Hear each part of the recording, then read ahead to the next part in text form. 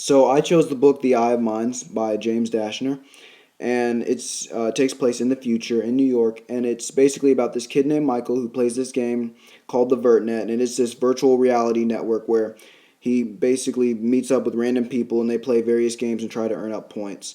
And it starts with Michael trying to save this girl who's about to die, and she claims that this guy named Kane's going to kill her, and he doesn't know anything about that. But Kane ends up being the main antagonist, and he finds out that Kane's been killing people throughout the whole VertNet and throughout the real life world. So the VertNet company enlists in Michael and his two friends because they are like the world's best hackers, and they have to go through the whole VertNet and on this little adventure to find Kane. And both his friends end up dying on the way because and they can't come back, so they go to their real world body, and so Michael ends up finding Kane's lair, and Vertnet comes in there. They stop them, but then Michael blacks out. He wakes up and he doesn't understand anything, and everything seems different to him.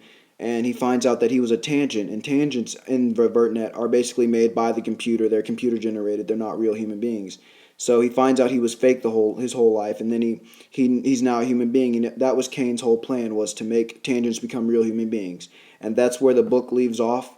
But I chose this book because it's made by James Asher and he makes the Maze Runner series, and I was just really interested in what it had. I give it 5 stars because it was just really interesting. It had a lot of good points in it, moments in it, and I would recommend this to someone who likes those types of interesting, like utopian future books. So yeah, and this book was The Eye of Mines.